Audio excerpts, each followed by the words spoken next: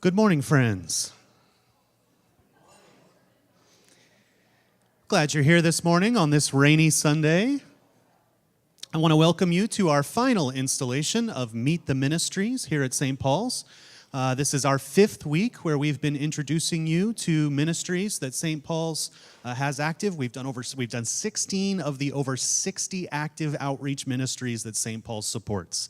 And so the goal of this was to get you connected with the ministries that are happening. If you find a ministry that speaks to you, you might be able to contribute to that somehow. And then also, it is a very important part of what we do here at St. Paul's that if you see a ministry that you feel like needs to happen that is not happening, we would love to hear from you. If you feel called to do something, we want to empower you to begin that ministry, and we want to support that ministry any way we can. So this week, we have another 4 wonderful organizations, and I think we're going to go ahead and start with Annabelle from Cooperative Emergency Outreach. Good morning. Good morning. Hi, thank you. Can everybody hear? My name's Annabelle Steelman. I am representing Cooperative Emergency Outreach.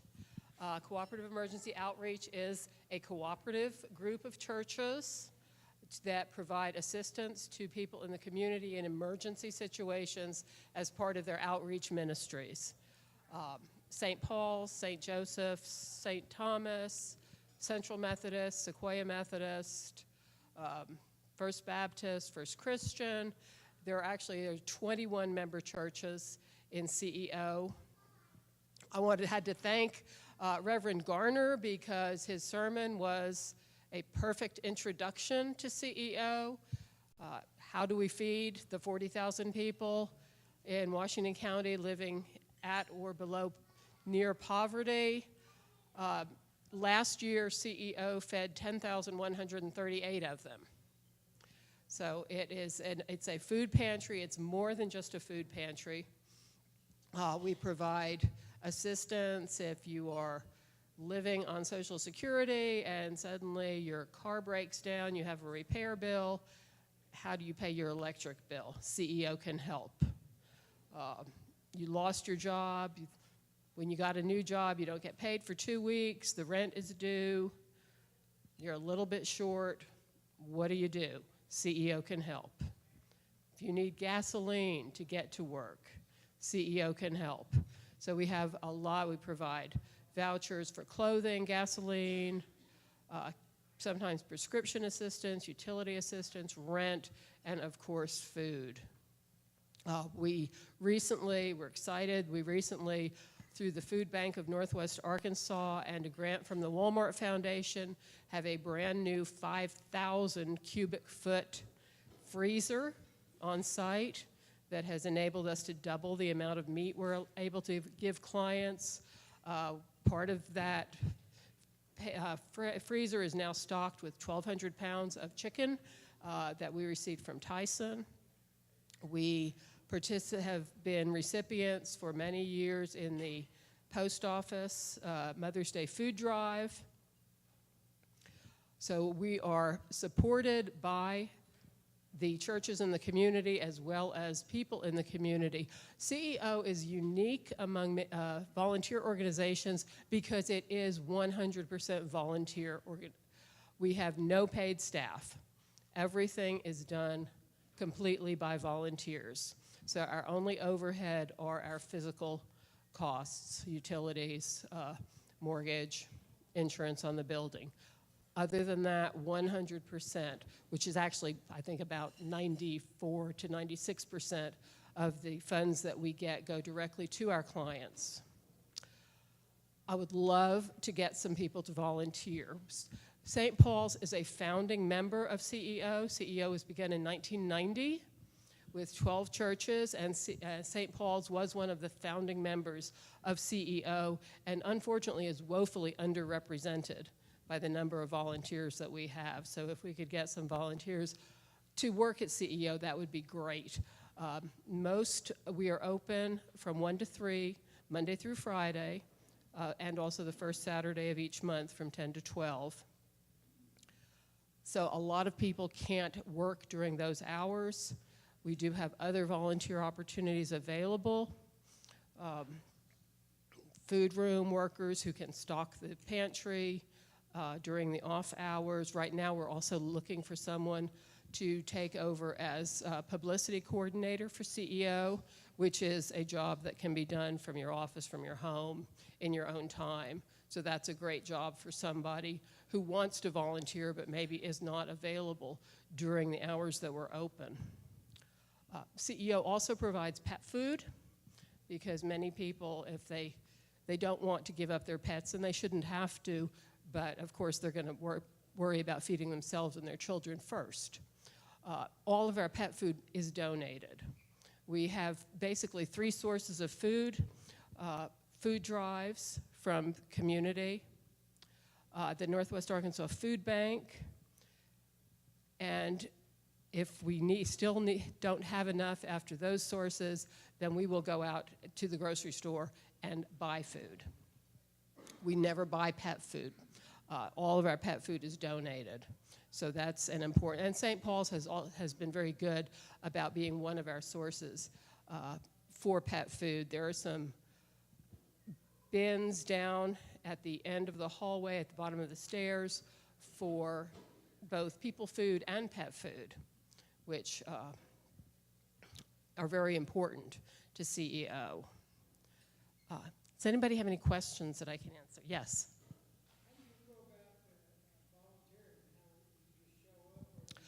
No, we do have a website, and I encourage everybody to go to our website. It's ceofayetteville.org. I do have some cards. Hannah Lee is the board member from CEO. Each of our churches is represented on the CEO board, and I do have some cards with her contact information.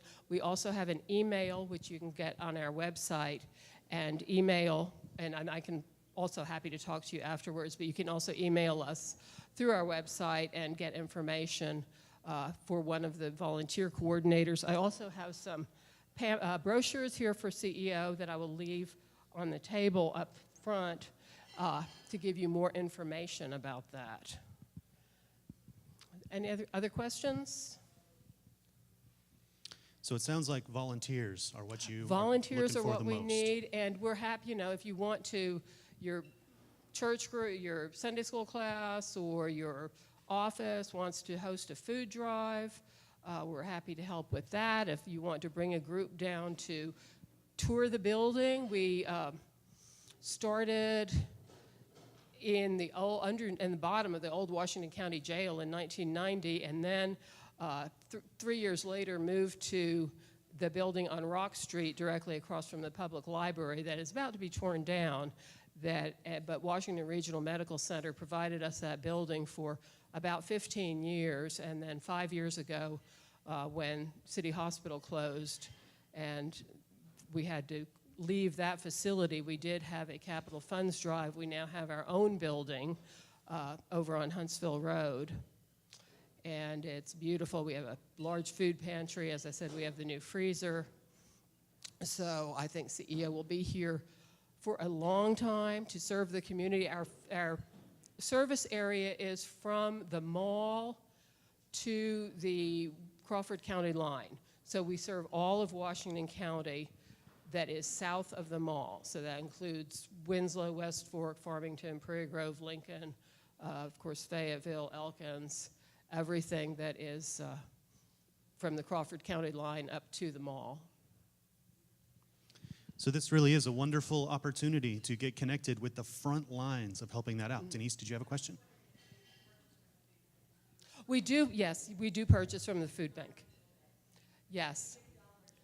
Exactly, yes. Yeah, dollars are great because you may have to pay 79 cents for a can of beans at the grocery store, where we can purchase it from the food bank for 20 cents. So your dollars will go farther as far as food. Plus, as I said, we also need dollars to help with the rent, the utilities, gasoline, all of those monetary items. So volunteerism and donations are needed. Yes. To help out with this ministry. And visit our website, tell your friends about our website. A lot of information. We do have a quarterly newsletter. You can get that on our website. There are photos, there's news, current and past news. So please check it out and like us on Facebook. Thank you, Annabelle. Okay, I'm going to leave these. And I will leave these brochures on this table. All right, thank you. Up next, we have Jeremy from the Acolyte Ministry. Good morning. My name is Jeremy Oxford. I'm the head verger here at St. Paul's. I train and schedule the Acolytes. The Acolytes are the young men and women ages 12 to 112 that carry the cross, the torches, and the gospel book down the aisle every service. There's, like I said, 4 positions that we train. It's a different way to worship. We assist the priests in making sure that the service goes well, that we process in at the beginning. In the gospel procession, we assist with the Eucharist and then process out. We have our sign-ups at the ministry fair. I think it's in September. So if you are interested or have questions or would like to come, we start in the sacristy each morning. And then in the 10 o'clock hour, we can walk through, the different steps that we do and the different positions that we have, and just kind of get you, acquainted with what we do before you sign up. If you're, a little shy about being all the way up at the front of the church where everybody can see you, it gets easier after the first time. So, any questions?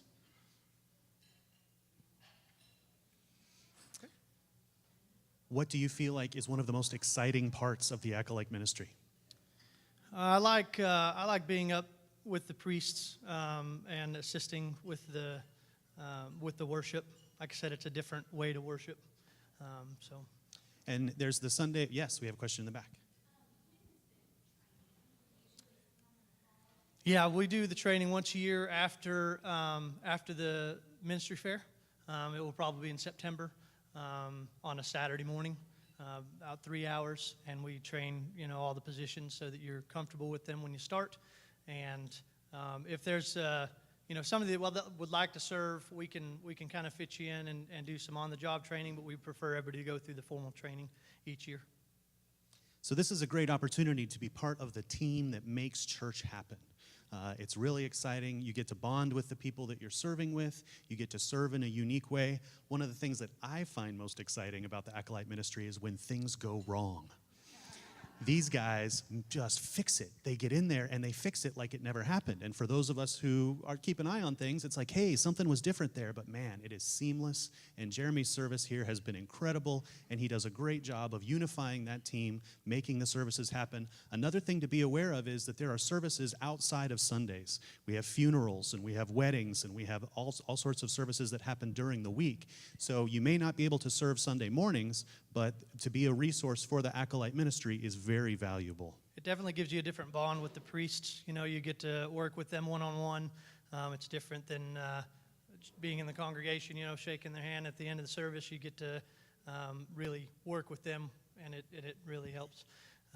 Dan talked about making sure that everything goes well. There's a team of 4 vergers that we have that schedule and train the Acolytes. We do that together, and it sure helps to have, we've got 50 Acolytes, but there's 5 Acolytes for each service.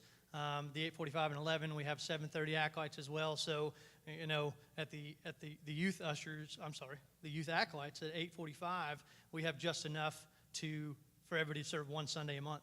And then we have people that call in sick or aren't able to attend a Sunday, so there's more opportunity.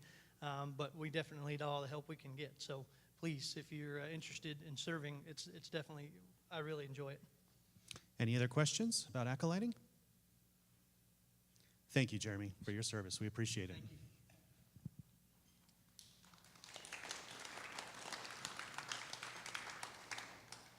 Next, we'll have Sarah from Parents Practicing Presence.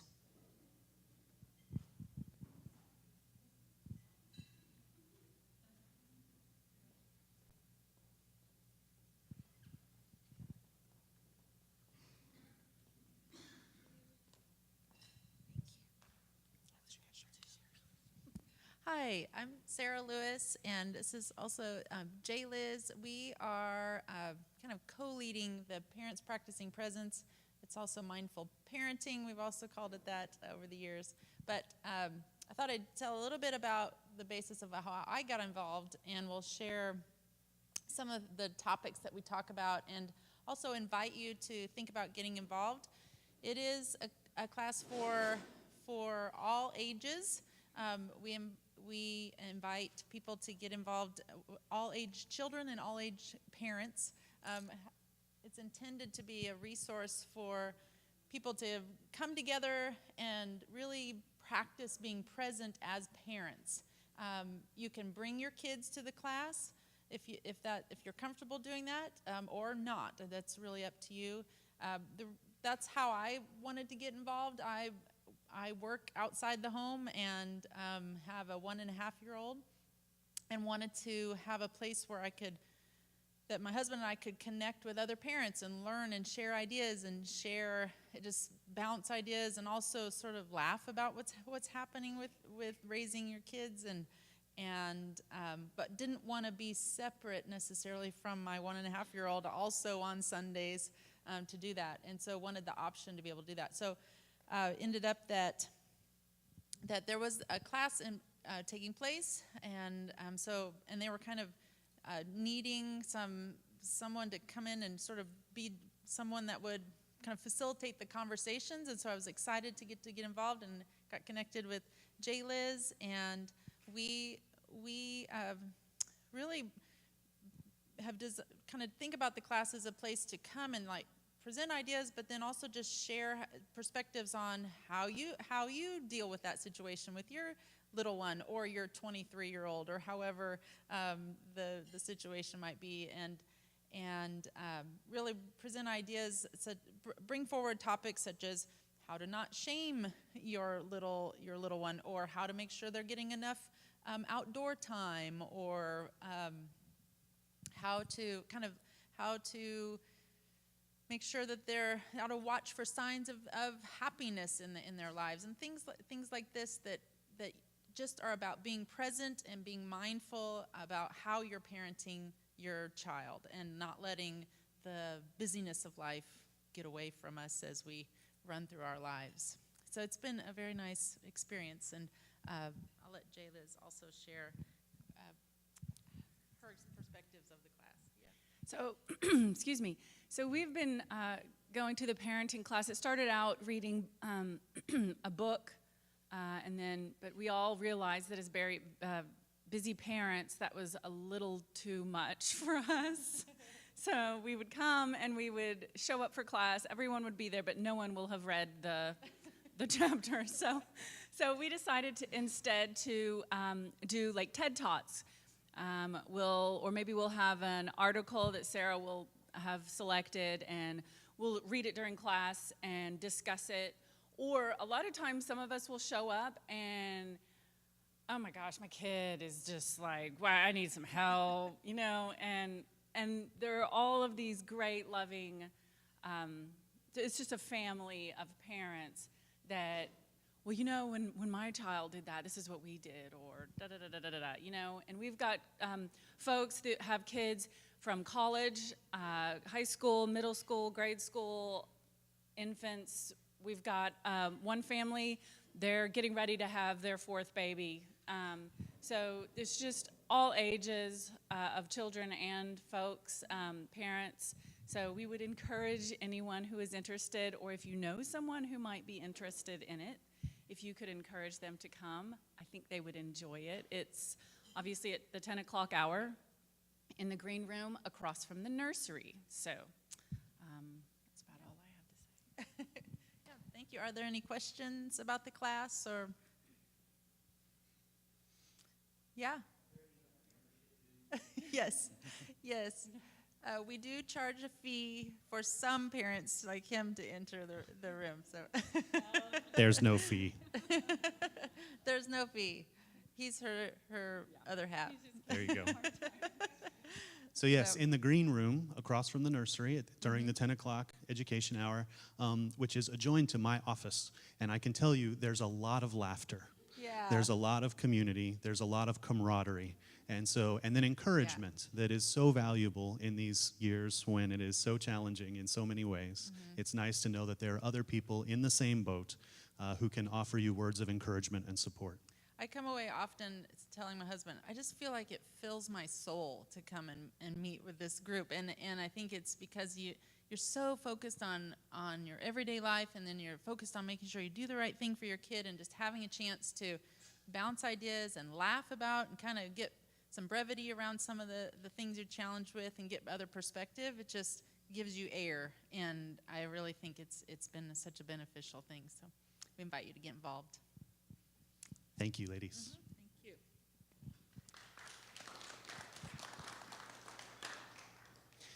And then finally today, we're very happy to have Amy here from Magdalene Serenity House. Thank you. I'm Amy Hardwick, and as you said, I'm with Magdalene Serenity House. Magdalene Serenity House, the idea for it began probably back in around 2012 when a group of people that were involved in the prison ministry program realized that women coming out of the prison needed a safe place to enter when they re-entered society, so that they could adjust and continue their healing that they began while they were in prison. So this group of people did some research, and they started looking around, and they landed on a program called Thistle Farms in Nashville, Tennessee. And they chose Thistle Farms because of Thistle Farms' 21 years now, record of success. They have one of the lowest recidivism rates of any program in the country. So they learned as much as they could about this Thistle Farms program, and they brought it back to the vestry here at St. Paul's, and the vestry chose to adopt it as a mission until the program was able to obtain its own 501c3 and become a community-supported organization. We have been able to do that. We obtained our 501c3 in 2016. The group formed a board of directors and Friends of Magdalene Serenity House, and that's our core group of volunteers. And together they were able to raise enough funds to purchase property and redesign that property and ultimately open that redesigned home in 2017. The home is small but mighty, and it's basically patterned almost exactly off of the Thistle Farms model in Nashville. So the house has enough space to comfortably home 8 residents in recovery and healing at a time. And we chose 8 because Nashville found that in their program over the 21 years that anywhere between 5 to 9 residents at a time is ideal. And their first house initially had 5 residents. If you get anywhere below 5 or anywhere over 9, you throw off the dynamics of the healing, and it skews their ability to truly recover from their life experiences. And the life experiences, by the way, that this population of women have in common is a history of sexual trauma and addiction. So every single one of our residents bring that to the table, and that is what they're actively healing from while they live in our program for 2 years. So we're starting our one house with these 8 residents. And the first 4 to 6 months that they live in residence at Magdalene Serenity House, we consider that phase 1. And during phase 1, they spend intensively healing. They get medical care, they get dental, vision care, they begin their individual counseling, group counseling, and they get all sorts of life skills programming, anything from personal financial management to yoga to meditation. They've had nutrition classes taught them.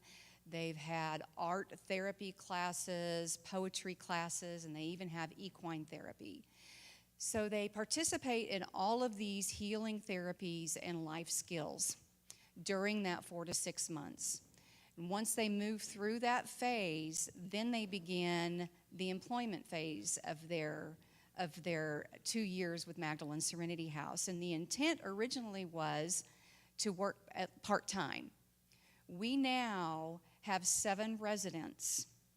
6 of those 7 residents have moved through phase 1 and have obtained jobs. They are doing so well that we're finding here in Fayetteville that we do not need to pursue a social enterprise here to support their employment.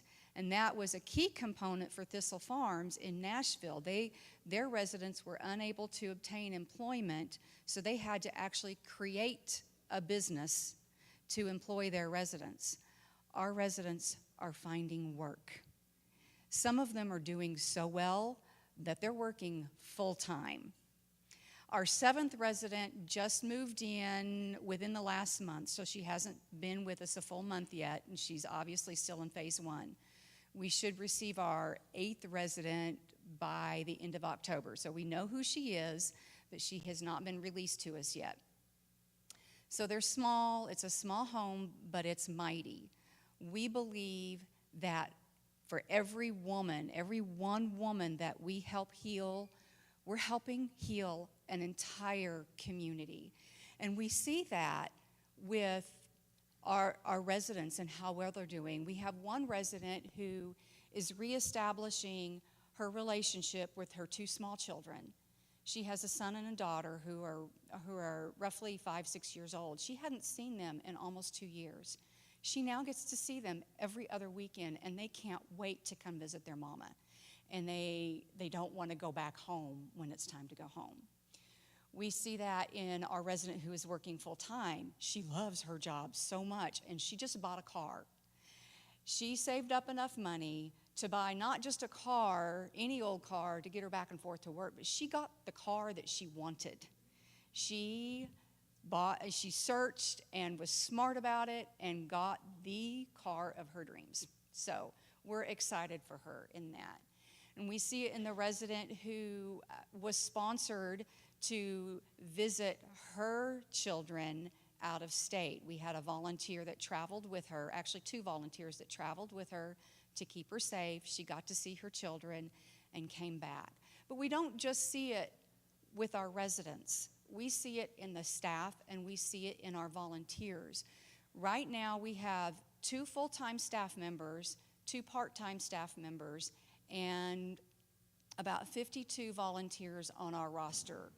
And these volunteers do everything for us from driving our residents back and forth. We only have 2 that have vehicles. So all of our other residents have to be transported to their appointments, to their jobs, to their volunteer opportunities, because our residents are giving back. They're not just accepting and receiving help. They're giving help in return. They believe in getting involved in the community. So we have one who's volunteering for Feed Communities. We have one who's helping plan peace parades. We have one who gets involved in teaching art classes every once in a while in different places. So they're actively engaging in this community that's helping them. We need all sorts of volunteers to get engaged in making the Magdalene mission work. We also rely solely on donations. We don't take any government funds, partly because, actually mostly because that's too restrictive on how we operate. We're a self-managed community, and so those right there are two big ways that St. Paulians can get involved with Magdalene Serenity House. I have brochures right here. If you're interested in volunteering, we always need drivers. We have opportunities to work in the community garden. We have people who do odd jobs around the house for us whenever we need handymen. We have various opportunities. If you have special talents that you would like to share with our residents, we've had people volunteer to teach art classes, poetry classes, like I mentioned before. If you have something else that you'd like to share with our residents, we could plug you in with our program director to see if that's an opportunity to come and teach our residents those types of classes. It's getting a little more difficult now that more of them are working, But if it's a one-time class or maybe a one-month class, we can usually make that work for a limited time class. So we would love to have all of you involved if you're interested. I've got a few brochures here. I'll leave them on a table if anyone's interested, and just let me know if you have any questions. Do we have any questions about Magdalene House? Yes. I'm sorry, what? Does the capacity of 8 meet the need? There's a lot more need out there. We actually, even though the 8th person hasn't moved in, we consider the house full and we have a waiting list. So the ultimate goal isn't to stop at this house with 8 people. The goal is to move forward and do what Nashville has done with their Thistle Farms. They now, I think, have 3 houses with a 2-year program, and then they have a 4th house where graduates can transition into while they're looking for their own home. So the goal is to grow the program because there is definitely need out there. Yeah. It hurts to be able to have to say, we're putting you on the waiting list. Okay, so we have our program director will interview, it starts with a phone interview, each potential candidate, and we get references from all over, other churches, we get them from drug court, we get them from NWA, CCC, we get them from Benton County Jail, attorneys, private individuals that call us, we get them through Facebook, I mean, all over the place. So the program director will talk to them over the phone to determine as much as she can if it's a good idea to meet face to face and do the full-blown interview. It's kind of time-consuming and can be invasive for the interviewee. Once she meets them face to face, if she then determines based on their life experiences that they're a good fit for us, but we don't have space, she'll either put them on the waiting list or she'll work to place them in a sister organization someplace else in the country, because this is a national movement. There are sister organizations popping up all over the country based on the same model with the same size units. If she determines that they're not a good fit for our program, and if they're not a good fit, we won't be able to help them adequately. She will actively work to help place them in a program in Northwest Arkansas that's better suited for what they need. She doesn't just say, I'm sorry, we can't help you. She will help place them somewhere else. So, yeah. Any other questions? I know that Magdalene House, much like Seven Hills, is something that St. Paul's was just so happy to get behind and support. And there's videos online that you can check out that inform you more about what's going on. And then the community has just loved the opportunity to engage and help these women. So it's been a wonderful thing that we've been so happy to see progress. Well, we feel privileged to be doing this. I mean, and we feel like we get just as much out of the program as the residents do. It's been amazing to be involved in it, so thank you. Thank you. We appreciate your service.